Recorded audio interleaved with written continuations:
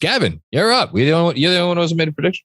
Let's go. All right. I'm sticking to some extent in the awards conversation. And my initial bold prediction is that Mitchell Robinson makes an all defense team this year. And that is bold, because that is almost in a way saying that he is top 3 to 5 in defensive player of the year voting, because generally centers are the most impactful defensive player. Obviously only one of them gets a spot on these teams. So it is the most competitive position, but I will start off actually like talking a little bit about his competition for why I think this is feasible versus Mitch's merits in himself. Robert Williams, we know, out for 12 weeks. So presumably that takes him out of the running. Jared Allen, I think, is going to lose some thunder because I think Evan Mobley is going to be considered the defensive player of note on that team. Bam has made the team the last 3 years as a power forward. Obviously, I don't know why I have him in the middle because he's the most obvious candidate.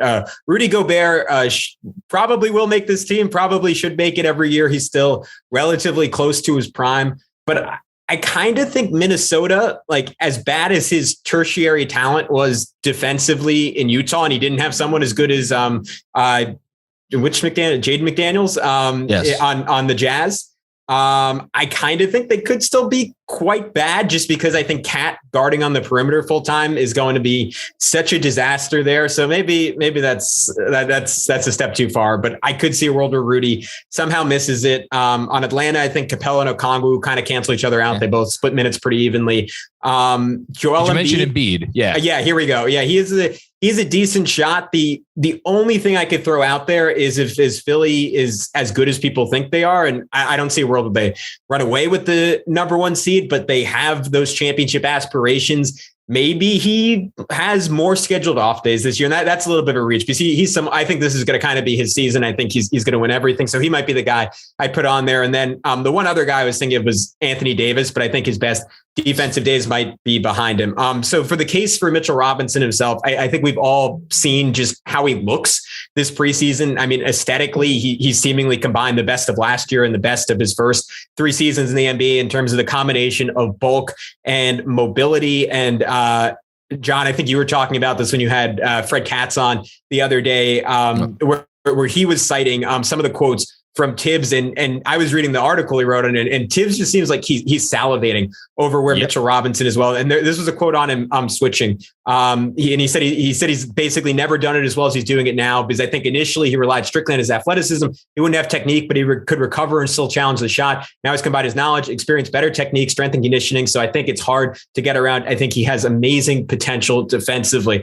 Say what you will about Tibbs. The guy knows defense. I for one thought Mitch had this ceiling as early as his rookie year, and I was a little disheartened last year when I thought he lost some of the verve he had on the perimeter and some of the verve like he had as a rookie when he was squatting James Harden step back threes. I think he could recover some of that. I think the rebounding numbers could be ridiculous on both ends. I think the shot blocking could get back to some of the highs he had earlier in his career, and I think he can balance that out while still not fouling. Only fouled out 4 times last year, so that is maybe my boldest prediction. So maybe I'm coming in hot early, but this is the one I get on Knicks Film School, so I'll bring it out now.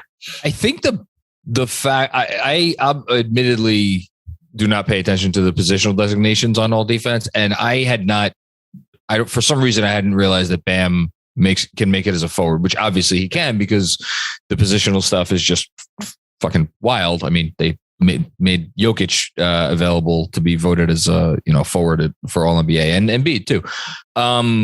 That said, I think Gobert to me for all defense is perhaps the lockiest of locks for like any.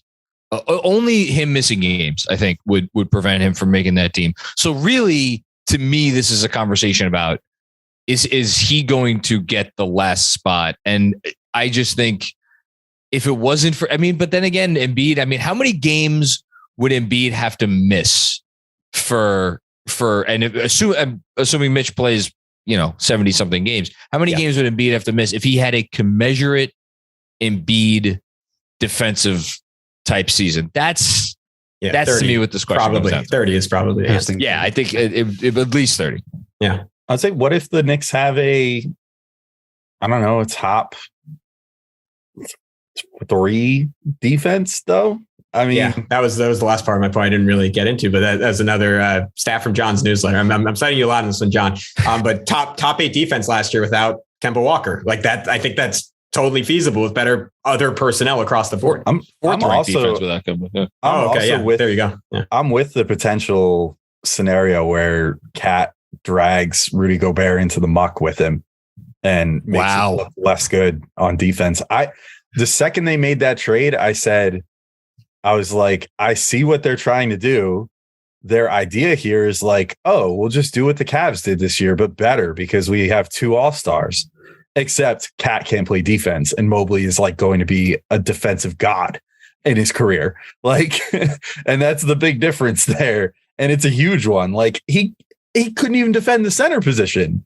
Like, what makes you think there's no way? I mean, he's going to get absolutely toasted on the perimeter, and then that's going to create weird situations again where the T-Wolves, I think, are going to have to be making decisions about like I also forget which McDaniels it is in Minnesota, but are we going to play the McDaniels or are we going to play Cat, or are we going to play the McDaniels with Cat and let Gobert sit on the bench for certain moments? Like, I don't know, but I really, that pairing as a defensive unit, I think has one of the highest chances to fail of any like all-star pairing in the NBA right now. Like, interesting. That's pretty bold. If we're doing general NBA predictions, I don't buy that. I do not. Timberwolves Film School. Drop that. Do they have one? Maybe. I don't know. Jeremy, what do you think about this one? Well, Isaiah Hartenstein's right there. So stiff competition. Sims too. Wow. Yeah, I know. Do they award the award based off fouls per 36? Or? They should. But actually, Hartenstein playing not being very good on defense, I think would also have to happen because Mitch would have to. It would have to be a narrative part of it where it would be like, wow, the Knicks defense really falls apart every time Mitch steps off the floor. Which would go to my first prediction. So maybe I should get on board. Get on the bandwagon. Let's go. Yeah. Mitch is going to be a B-ball IQ darling this year. He definitely is. I'm calling it right now. The only other thing I'll say very, very quickly is like, I was so quick to point out the point about Bam being a very good one, but forward is just getting loaded because last year the forwards on the team were Giannis, Jaren Jackson Jr., who is going to miss time this year, Bam and Draymond. So if Mobley takes a step up and forces his way into one of those forward spots, will voters then be left with a more difficult decision about like, oh, can we sneak one of these big centers into a forward? So I don't know. It's going to be tough, but I like it. I would definitely sign for if you say he finishes third amongst centers or gets the most votes for any center that doesn't make the team. I think I'd put some money on, I think. But yeah. Well, let me ask you, when in 2020, 2021, when the Knicks finished with the 4th best defensive rating in the league, did Nerlens Noel make the all defense team? No, he did not. He did not. Too close. Is Mitchell Robinson a better player than Nerlens Noel? Yes. Yes. I just think that, again, with these awards, they are so narrative driven that it's going to be looked at as like Tibbs coalescing a group of ne'er-do-wells who have never played defense in their life. Thank you. Yeah. And he's found a way to make them impactful. And as a unit, the sum is greater than the parts in which they exist. And that's the block numbers are going to need someone to come back to supersede. Yeah. Right. We're like Jared Allen or Evan Mobley, like those types of younger players who's then like Clint Capella, like someone who can stand out and really like either the narrative that's created for them. And again, I don't want it to feel like, oh, it's just the media. Like it's not, but at the same time, the media is who votes on these awards. And I just think that the media likes who they like and dislikes who they dislike. And especially when it comes to basketball.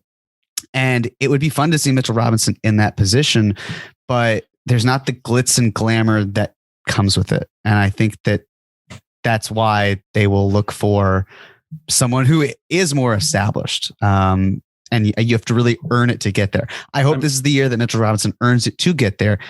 I don't believe it. Wait. If I may, real quick. Yeah. if we're talking about the counting stats have to be at a certain level, I mean, what do you, because it's like Rudy Gobert is a 3-time defensive player of the year, 6-time all defense. I mean, most years he gets about 3 stocks per game. He has the on-off too, where which I think that Mitch has a really good chance of getting this year. So if that matches up, but I'm with you on that. Knicks have enough firepower behind Mitchell Robinson. I agree with what you said about the team 2 years ago, that it was definitely a whole greater than the sum of its parts, and Mitch was, and the fact that there was a real conversation of like who's the Knicks' best defensive center. Like at the time, that was a thing. My gut feeling, I think it's going to be a different narrative this year. I think Mitch is going to come out and is going to, it will be like, oh wow, he's the anchor. Like great scheme, guys are trying hard, the whole thing. He's the anchor. He's the straw that stirs the drink. I'm with you on that point, Gavin. I don't know that I could get to all defense, but I'm with you on that. My last thing I'll just add, there is a difference too in Noel versus Mitch and like how aesthetically they looked on the court. Even if Noel did do a great job when tasked to in 2021, like teams weren't afraid to go inside like they are with Mitch. Like, I think that when you get these voters like a Zach Lowe or something, that like Zach Lowe is like a tastemaker, right? Like as far as these awards go. And like, I feel like a Zach Lowe is not going to look at what Nerlens was doing and be like, he is such a presence that teams don't even dare go in there. It was more like, wow, his timing is like godlike sometimes. And he makes some amazing blocks, but like, guys are consistently challenging him because they don't necessarily feel like he's that dude. Whereas Mitch, it's like when he's on the floor now, teams don't even try to go inside. Like they actively avoid going into the paint because he's that much of a presence. And I feel like as long as the numbers bear that out, if guys start noticing that like on tape, that'll play a big part in that like whole narrative part of it too, which is just that Mitch is just like such a presence that it's like visibly more noticeable than like a Noel type, where that did feel like more a sum of the parts. Also, Mitch is like 20 times the rebounder that Noel is too, which helps his case. Yeah, no, absolutely. I like this first round. This is a good first round. So now we're going to transition to round 2, which will start with me again. So we're gonna have 2 more predictions on this episode, me and Jeremy. This is bold, but it's also boring. I think I'm going to just come out and say it. I don't think it's going to get the blood flowing, but it is bold when you consider the jump that it would require to get to this. So this is an RJ Barrett prediction. I think RJ Barrett is going to hit 200 3-pointers this season. So a little bit of context. So far in RJ Barrett's career, so last year was, even though he took and this is part of why I'm making this, even though he took a very big dip in percentage, he fell from a 40% 3-point shooter to a 34.2% 3-point shooter. His number of threes made, despite playing about the same number of games, increased. So the We Here season, he hit 120 something. 124. Of course, I can't find it when I need it. And last season, it was 138. So I am obviously predicting 138 to 200 is a big jump. Here's why I think he gets there. I think he's going to take 500 threes. Now, 500 threes sounds like a lot. Last season in the NBA, 23 players. 23 players attempted at least 500 threes. So about, 3 for every 4 teams, 3 of them had a player that attempted 500 threes. I think he's going to get to 40% from deep. So 40% of 500, there's your 200. And then the big part of this for me, and the reason I'm making it, because I wanted to make this point, is based on what we saw in preseason. I think for the Knicks starting offense to function as well as it can function, I think RJ is going to have to spend a lot of time being ready to spot up from deep and get kick out passes, not only from Julius Randle, which obviously he made a living of doing 2 years ago, too much success, but also from Jalen Brunson. I think the Knicks are going to, with that starting unit in particular, and we kind of touched on this earlier in one of the conversations we had, like for that unit to function, I think Julius is obviously the less reliable 3-point shooter between him and RJ. So that to me says that, okay, Julius is going to be doing more of his work inside the arc. And if he's doing the stuff that he did during this preseason, I think that could go pretty well, but you can only get so many guys who are doing the predominant amount of their work inside the arc. I think RJ is going to shoot a lot of threes when he's out there with the starters. And I think he's going to play a significant amount of minutes with the bench. And when he does that, I think that's where we're going to see more of him driving the lane and then kicking out to guys like, Emmanuel Quickley, Derrick Rose, Quentin Grimes, so on and so forth. So, I think he gets to 200. I think he's going to have a really good year from deep. I think he's going to have his most efficient season by far. That's my second prediction. I like it. It is certainly bold. I mean, but it's not even unprecedented on the Knicks, considering Fournier last year. Yeah, I was going to say Evan Fournier last year. I mean, granted, it's a little different because it was the COVID season and he only played 66 games, but that year he set his career high at 173 in 2019-20, and then last year hit 241. Yep. And he took damn near 200 more attempts, but also shot about what you're saying. Granted, now last year for him to hit 241 threes and break that Knicks record, he had to take 619 attempts, which is a far cry from 500 also. Can I just say in the preseason, do you have any idea how many threes per 36? Six per game. I know. At 7.9 per 36. Now, if we assume RJ Barrett's going to play 33, 34 minutes a game, I'm not saying he's going to shoot threes at the same rate, but I don't think it's crazy to expect him to take 7 threes a game.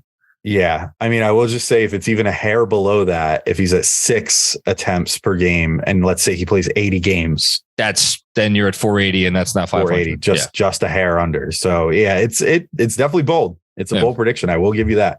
I don't think this one is like very tame at all, to be honest. I think this is pretty spicy. All right. This has got some Scoville units to it. This is a spicy prediction. I like that. Yeah, I agree. I mean, just the combination of volume and efficiency that's necessary is a lot. I think there are reasons to like it, and mainly just the amount of creation that the Knicks have in their starting lineup. Obviously, Brunson is just so far ahead of any point guard he's ever played with, and nominally your lead ball handler is going to be the guy who gets those corner threes, those like wide open wing threes. And I think Brunson will consistently draw that kind of attention. Julius has discovered the magic of quick passing, of tiki-taki. Like, who knew there was European basketball out there this whole time? And he finally found it. I love it. Yeah, it's great. It's a whole other continent. And look, whether it's Fournier or Grimes, I think either one of those guys are great connectors at the shooting guard position and underrated. I think Fournier in particular this preseason, and we started seeing this the second half of last year, clearly is putting a real emphasis on, I guess it makes sense given his nationality, on embracing that European style of basketball and making quick passes and making quick decisions. And for someone who's very shot happy, is very unselfish. Even Mitch, I think, trying to imitate Jericho Sims a little, we saw as the year went on, would kick it out more off of offensive rebounds. So I think the volume, to your point, John, is going to be there. Even if with the improved form, I think 40% is going to be tough, just because there are going to be a few more self-created threes mixed in relative to what he had his second year. But if he puts up enough, it could happen. I think it's good. Again, the combination of how efficient he has to be and how many he has to shoot makes it tough for me, but I think he could definitely get close. But Jeremy, where are you at on all this? Like the one thing that hasn't been mentioned, which is important, is pace. How up-tempo the Knicks are as a team will determine how many shots they take. It's a good call. And that will then affect the quantity of RJ Barrett. I don't think he gets to 500.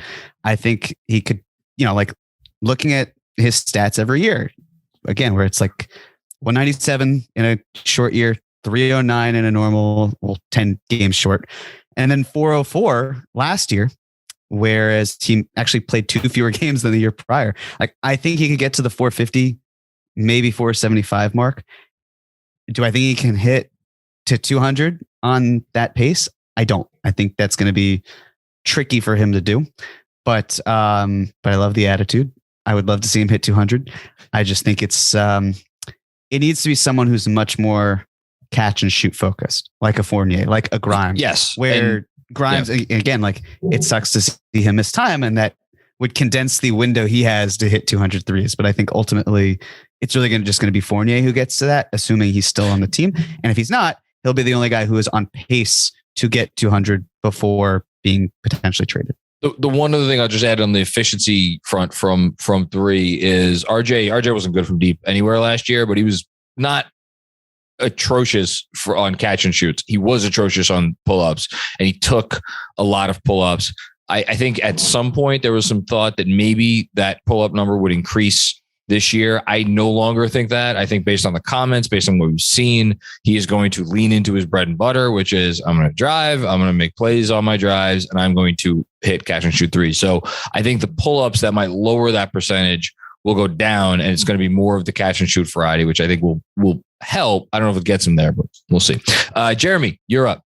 All right. Well, since I'm the last one before we transition to Locked On Knicks, so it would not be a Knicks Film School podcast if I did not have something about the salary cap. Oh boy. So honored to be here for this. Well, thank you. I'm gonna bury the lead just for a moment, and everyone's favorite Schrodinger's cap of will the Knicks be over the cap or under the cap? Now, the one thing that John and I talked about was how crap this upcoming free agency is in 2023.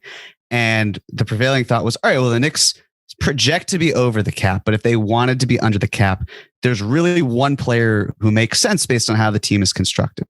And that would be Andrew Wiggins. Now, Andrew Wiggins signed a 4-year, $109 million deal. It seems like a good deal for both sides.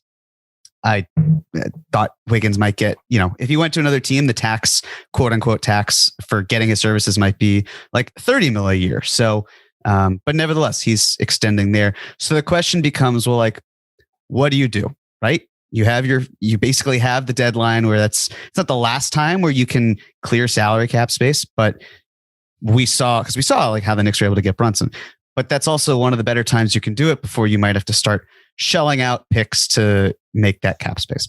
So I think the Knicks will stay over the cap, and I think that they find a way to get one OG Anunoby. Whoa! That's my big one.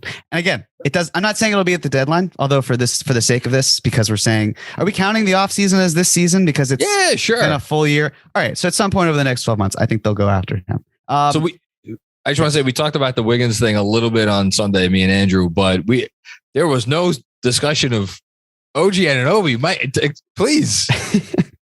Okay, well, we talked a little bit about it a couple months ago, I believe, but the crux of it really is that the Raptors are in a really interesting spot, which is they've got Van Vliet, who can opt out after this season. They've got Gary Trent Jr., who will opt out after this season. And then the year after that, they have Anunoby, who can opt out after that season. The way I see it is they want to prioritize Van Vliet, and they'll want to prioritize Gary Trent Jr. They also need to re-sign Pascal Siakam, and then they've got Scotty Barnes, so they need to pay down the line as well. They don't have a real five. We saw what Gasol did for the Raptors when they obviously they had Kawhi, but I get the sense they need a more traditional five, so to speak. And if they do have that, someone of the five players I just named has to be out of the starting lineup. And again, I don't think it's Van Vliet or Gary Trent Jr. They're not going to move Scotty Barnes. And I don't think Siakam's going anywhere. And I think Anunoby, the fact for them is, well, he's going to opt out. We don't want to pay him. He's not going to want to come off the bench anyway. How can we find a way to move him for someone better? Obviously, we talked about Mitchell Robinson. There was the possibility of, hey, Mitchell Robinson and Raptors interest. And look, I don't know if the Knicks want to go down that path because, first of all, if you trade Mitchell Robinson, there's a bit of a drop-off between Robinson and Hartenstein, and a bit might be a little kind. Robinson's just a better player. And the Knicks then would need to be finding a center. Then the other factor is, what salary are you moving out, right? Because if it's not Robinson, you've got Randall there, but then you're moving Fournier, but if Fournier is off there's all this roster movement that I can't quite parse out. But I think it comes to again, with Cam Reddish, archetype wise, he's very much what the Raptors want. Talent wise, I don't really see it, but the Knicks acquired Cam Reddish for one of two reasons. Number one, to go above the salary cap if they want to extend him, or number two, if they feel he's a better value asset than the pick they traded. he's matching salary. He's expendable. There's some way you can do it where you also throw in some sort of pick combination. So I just see the position that Anunoby has as precarious. I think that the Knicks ultimately want someone like him who can, who can be a little bit more versatile, especially on the defensive end where he's able to really strike.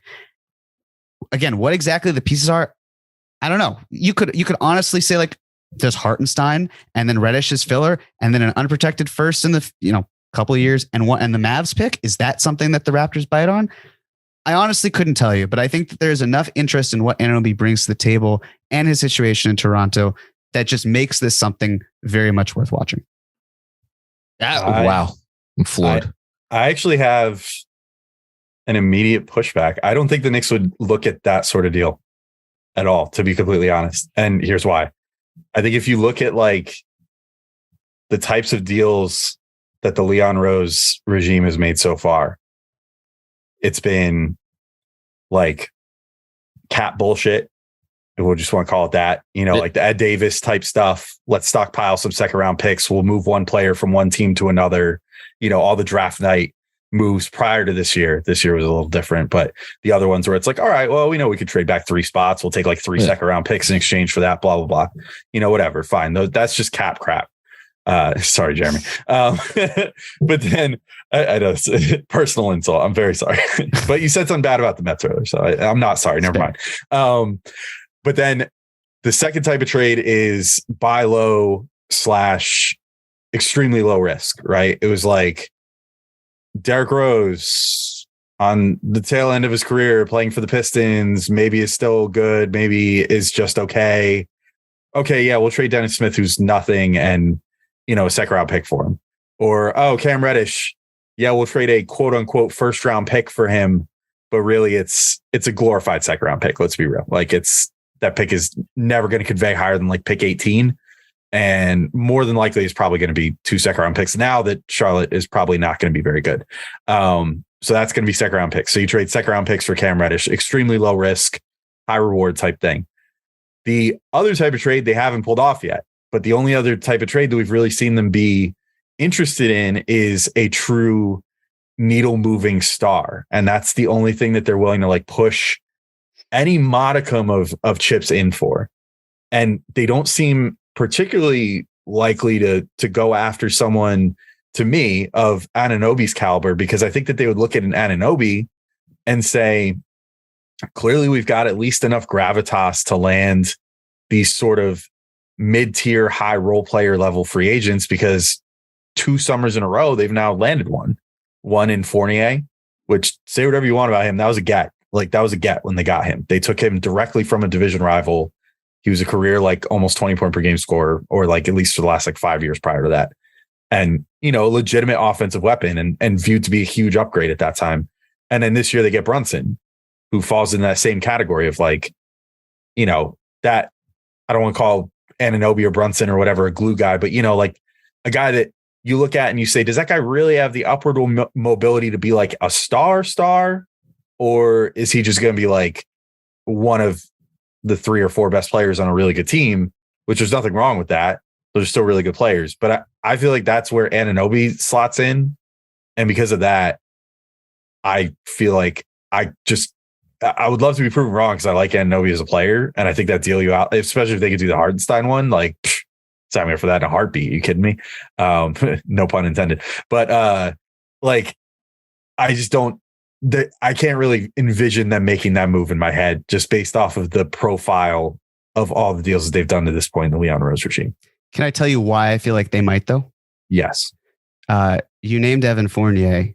Mm-hmm. Evan Fournier and the Dallas first round pick was the offer that the Knicks reportedly made for Karis LeVert, who does not fall in the star category and who does not fall in the buy low option that you mentioned before. Yeah. I just think that there's something to be said where, and you talked about how like the last couple of years, Knicks have been able to get the free agents that they've ideally wanted. And that's accurate. But what happens in a year in which no free agent like that exists, where you effectively have to, if you want to make that next step, you have to then bank on internal development, or you need to trade for that player. And I just see the Knicks and how it is a fact that the Knicks have to consolidate their roster in some capacity. And I don't just mean like, yeah, trading like Fournier to clear up a spot for Cam Reddish, or trading Cam Reddish because he's a expendable salary, like that sort of thing. They need to really trim the fat a lot. And when you look at the fact that they have 2 first-round picks this year, that they have Rokas Jokubaitis, who's overseas, like there are ways for them to tend to their needs.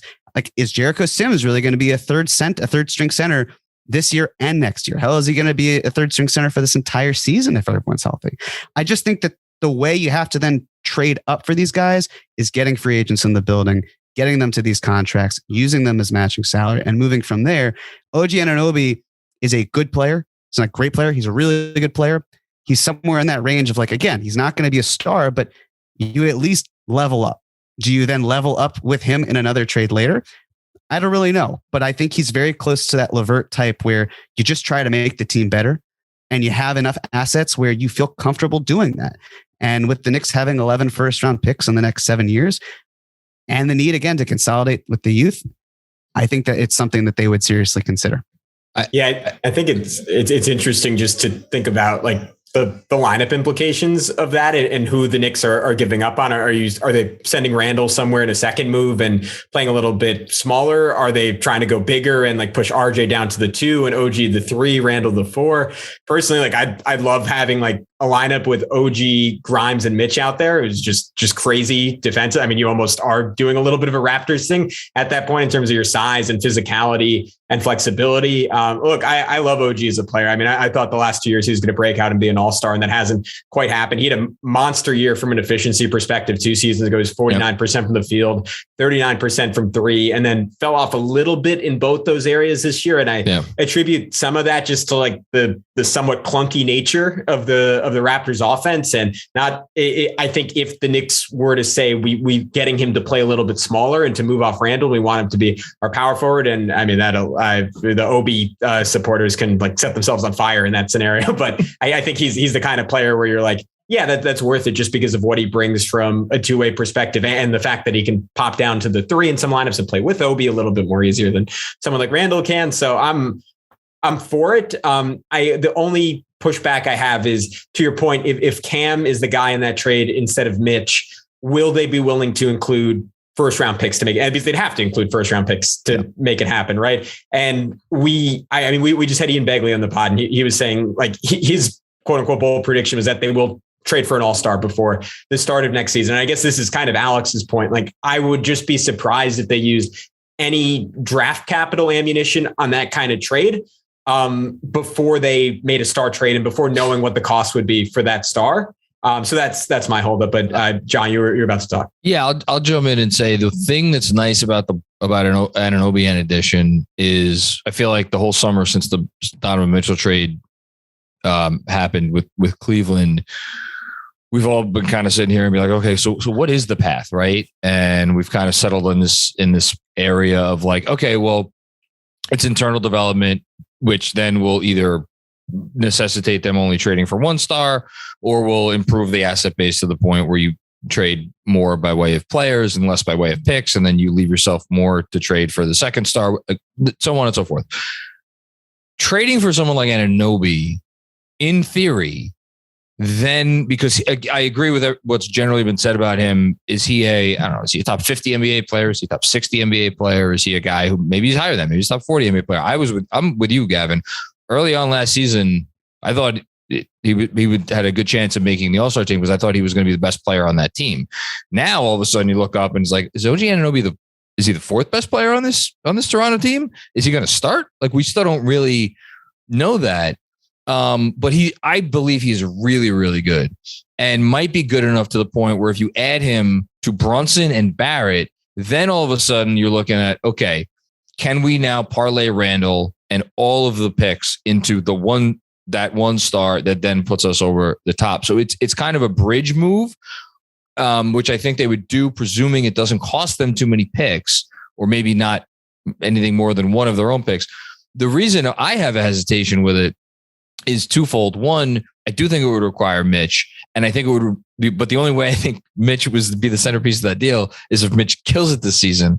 And to Alex, what you were saying before about what this front office does and does not do, I think they've been risk averse, generally speaking. Even with the Mitchell stuff, the trade, I think they approached that fairly risk averse. So the notion that Mitchell Robinson would come out, and now I'll go back to Gavin's prediction, and would have an all defense type season, and then be the backbone of a top 3 or 4 defense, and then they would flip him for a guy that wouldn't automatically like elevate them to a certain other level. And honestly, I would be a little worried about the fit. And this is the other point, because it's like, again, he's a guy. Can he operate off the ball? Yes. Does he like to have the ball? Yes. Like, it's very similar to RJ Barrett in that sense. Man, he's clearly available, but I wonder what the price for him would be. Like they could have traded him this summer and they didn't want to. Who knows what they were asking for from Portland to make that happen.